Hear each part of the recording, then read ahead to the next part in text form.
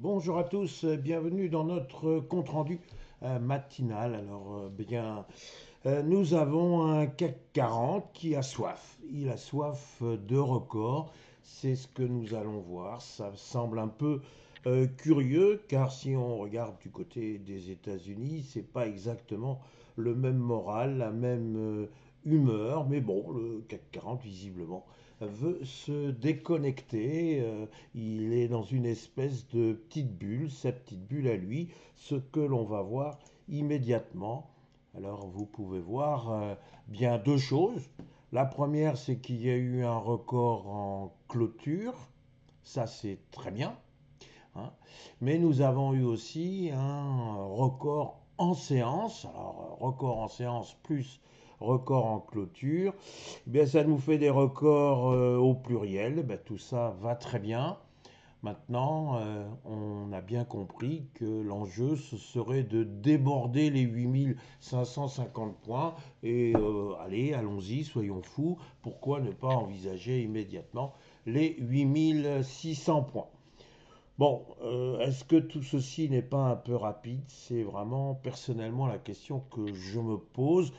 Si je demeure sur des considérations purement graphiques, purement techniques, je rappelle encore une fois que nous avons ici une zone de gap mal refermée et que ce serait sain de revenir d'abord un peu vérifier ce qui se passe dans la zone des 8400 points, est absolument certain que c'est un support, mais bon, visiblement le CAC 40 est très impatient d'aller chercher des plus hauts. Alors me direz-vous, il a une caractéristique bienvenue à l'heure actuelle, c'est qu'il y a très peu d'entreprises qui sont sujettes aux difficultés qui sont en proie avec l'intelligence artificielle. Donc effectivement, il y a peut-être des investisseurs qui font un petit peu le jeu des vases communicants.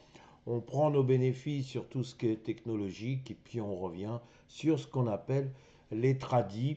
Oui, bon, peut-être, mais est-ce que, encore une fois, tout ceci n'est pas un peu rapide? Je vous pose la question et je vous laisse la réponse. Pour ma part, je trouve ça trop rapide.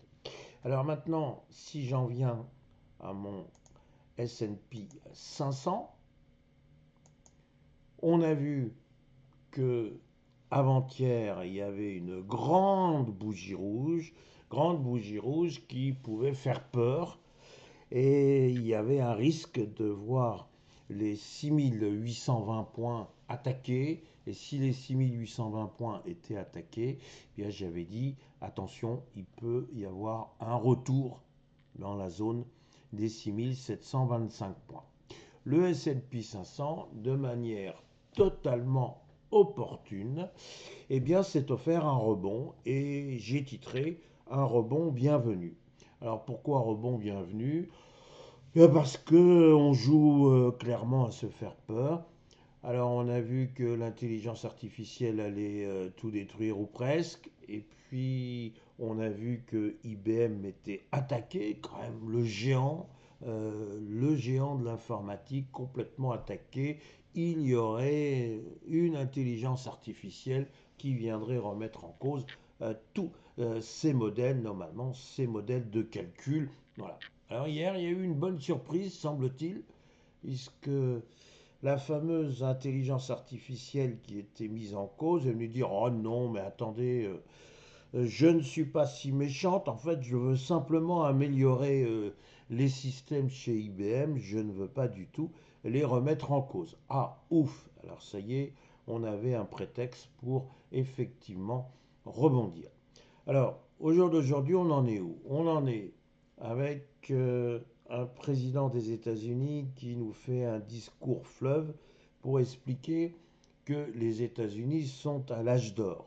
Bon, bien, pourquoi pas? Sauf qu'il y a quand même une inflation qui est quand même un peu perturbante, qu'il y a un PIB qui n'est pas si en bonne forme que ça, et puis il y a une armada en Iran dont on ne saurait pas trop quoi faire. Alors, venir faire un petit tour de bateau, ça paraît absolument impossible. D'un autre côté, mener une guerre contre l'Iran et croire qu'il suffit de faire deux, trois frappes et puis là aussi on peut repartir, ce n'est pas visiblement une hypothèse très sérieuse, très plausible. Donc franchement, beaucoup d'incertitudes. Et puis, eh ben, il faut bien une nouvelle incertitude, j'allais dire celle que je vous réserve, la plus importante, le chiffre d'affaires et surtout les bénéfices d'NVIDIA. Alors ça, c'est pour ce soir, c'est le clou de la semaine. Parce que Nvidia, eh ben c'est simple, soit c'est un magnifique rebond du Nasdaq, enfin du secteur technologique, et à ce moment-là, tout va très bien. Encore une fois, Nvidia aurait tiré tout le monde, ou au contraire, Nvidia ne vient pas dire qu'il y aurait de mauvais résultats. Il viendrait simplement dire, écoutez, j'ai des résultats époustouflants comme d'habitude, mais, c'est peut-être plus tout à fait si évident.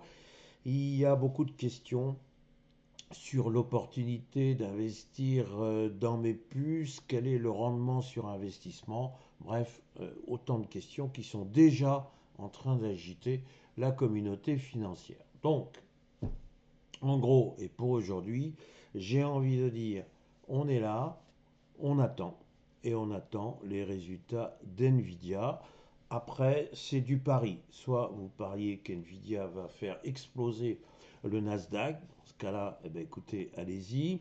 Soit au contraire, vous dites NVIDIA va nous décevoir, et à ce moment-là, vous vendez le Nasdaq. Tout ceci n'est pas sérieux lorsque l'on envisage la bourse comme un investissement et non pas comme un jeu de casino. Là, pour moi, la meilleure attitude, c'est de ne pas faire grand-chose tant qu'on n'a pas les résultats d'NVIDIA. Après, on sera toujours à temps de prendre le train et on saura quelle est la direction de ce train. Voilà mes réflexions du jour.